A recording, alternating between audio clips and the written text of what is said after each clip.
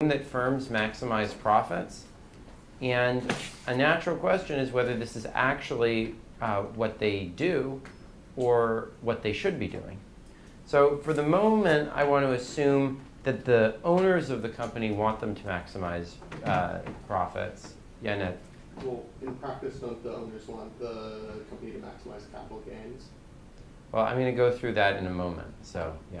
But for the moment, let's assume that they want them to maximize profits, which we'll talk about to the extent to which that does or does not differ from maximizing capital gains in a second. But let's imagine that they want them to maximize profits. And the idea behind this is that the profits get paid out to the equity owners, and then those equity owners, if they want to do something other than just make money with that, if they want to spend it on something, they can always do that in their private individual capacities, right?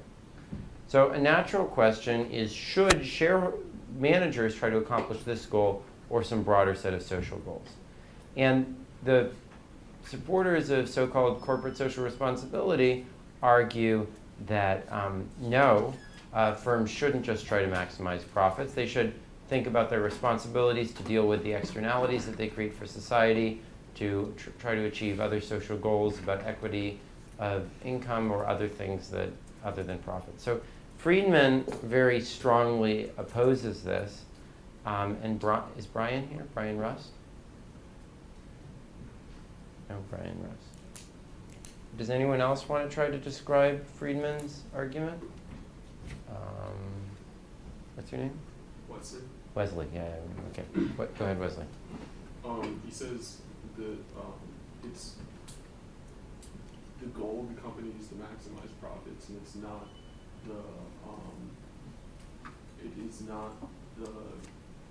choice of the company to choose how to do that, or no, it's not. So sorry, you can see me. Okay, someone hasn't spoken. Sorry, what's your name back there? I'm Ryan. Ryan, yeah. So basically he says that managers are chosen by the board to help them earn profit, and if they do a social responsibility, it takes away from the profit goal, yeah. And this might incur cost, and like somehow they will pay for this social responsibility by increasing the price of their products, which is basically a taxation. Mm-hmm. And that should not be the role of the manager, but instead of the government. Yeah, that's very related. That's very close. So he says that managers basically are agents. They're like machines. And like, machines can be used to do good things. Machines can be used to do bad things. But we usually don't try to have machines build into them like an intelligence to stop them from serving the people who they work for. By pursuing social goals, managers are basically imposing costs on shareholders. And if there are externalities, it should be the role of the government to solve those, not the prerogative of the manager to tax the shareholders for the good of someone other than them. That should be the role of the government. He says that if shareholders want to do something about externalities, they can always form a group among themselves and use the profits that they derive from the corporation to pursue those goals. And that basically, his view is that if you're not doing this as a way to increase profits by basically making the people who buy the products feel better about the product because it does something socially responsible, then really you're just stealing from the shareholders in the name of a social goal. Ned, did you want to say something? No. Okay. Well, I mean, if you use the corporation as machine analogy, yeah. The obvious response to that is, well, can you use the machine to counter externalities? Yeah, but the point is that the owners of the machine, I mean, if the owners of the machine so choose. Yeah, well, so that's I think a more powerful argument, but I guess the counter argument of Friedman is that why don't you just do that separately? Why put that in the corporation? Some of the shareholders will want that, some of them won't. Isn't it best to just maximize profit? Then they take their money out and they can spend it on charity if they want to. Now, the counter argument to that, along your lines, is that there may be some things that are much cheaper to do inside the corporation than they are outside the corporation. So an example of that is that, I don't know if anyone's ever heard of Bell Labs, but it was this institution set up by the phone company before it got broken up that did a lot of research. And I think that people thought it was better to do that research, which really wasn't in the interest of the company's shareholders, inside of the company rather than outside, because it was complementary in many ways with the engineering that went on in the company anyway. And so it would have been hard to separate it out and have it be as efficient. So I think, by and large, though, most economists are sympathetic to Friedman, except when an executive is willing to take a cut in their own pay in order to do something socially valuable with the company, in which case the company saves in exchange for doing the socially responsible activity, which to some extent can help explain this stuff. It's sort of like advertising to consumers. Similarly, you may be able to pay workers less if they feel they're working for, or get better workers in exchange for the same amount if they feel they're working for a socially responsible company. Now, yeah, go ahead, Wesley. I was wondering, I know that the climate might have been different when Friedman wrote this argument, Yeah. but I think as of late, the corporate social responsibility has really been coming more into the public eye, and the perception of different companies in people's eyes is possibly a lot more important than it was back in the 70s when he made his argument. I'm not sure that's really true. I mean, I think people were very politically active in the 70s about what corporations were doing. So, but if you're perceived as having a negative corporate social responsibility, like BP or something, yeah. and there's an incendiary reaction. Yeah, I mean, that can hurt you with consumers, but that's not, Friedman says that's fine by him, because then you're just maximizing profits by trying to make the consumers feel good about so it. what I'm saying is that I would think that maybe as of late, the corporate social responsibility has moved into more of a profit maximizing sphere. Yeah. Well, I mean, the funny thing is that stuff is so weirdly aligned because, everyone thinks that Apple is like hugely corporate social responsibility just because they look so cool. And in reality, like, they're probably like in the bottom, like 30% of companies along the typical dimensions of CSR. But people just think they're great because they look cool. I think, most of the CSR stuff is about people feeling good about themselves and not really about like anything particularly socially oriented. Yeah, David, what's up? Yeah, just given the discussion we had earlier about Yeah. the shareholders having the power to have voting rights Yeah. and elect board of directors and such, why wouldn't, if a company, if an executive were to engage in CSR practices, if the shareholders were truly unhappy about that, yet still wanted to maintain a share in the company, why couldn't they just vote them out?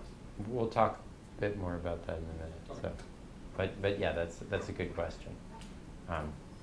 So some people have made a little bit more modest of a claim. They've talked about what they call the quote-unquote Stakeholder Society.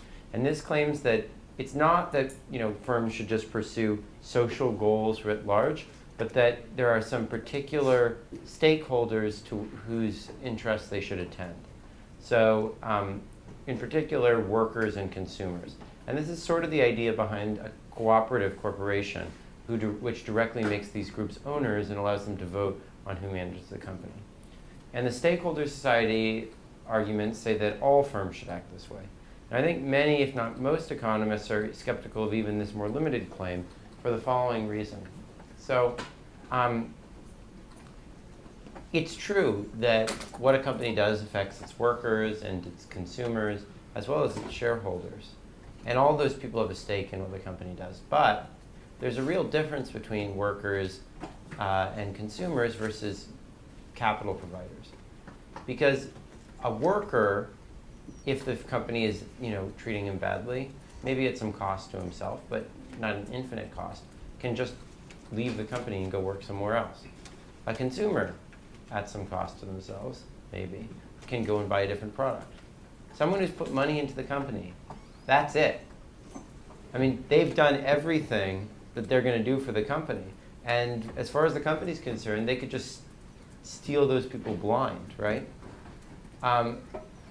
And so there's a quote from Andre Schleifer where he says, it's kind of amazing that people who give money to companies ever get anything back. because once they've given their money to the company, screw you, basically, right? And if you don't have strong institutions to protect shareholders, there's going to be no ability for people to give money to fund different companies. And that might not sound so terrible until you think about the consequences that it can have and what it's like in countries where they don't have rules like that. In particular, if you go to like a lot of countries in the developing world where there aren't strongly developed shareholder protections, basically people are only willing to hire people from their family because they're the only people they can trust not to totally steal them blind, right? And so actually, as much as it may sound, squishy and left-wing and, so forth to support corporate social responsibility or some of these other things and not to support shareholder value, it's actually a huge engine, I think, of meritocracy that we have these systems in place because they allow the wealthy to feel secure in giving their money to people who have good ideas but may not have capital to create firms. Whereas in countries where they don't feel secure like that, everything ends up being related businesses. So I think a large fraction of the nepotism that you observe in a lot of developing countries comes from the lack of well-developed corporate governance institutions. Yeah, Ned? What about the nepotism you observe in developed countries like Korea, for example?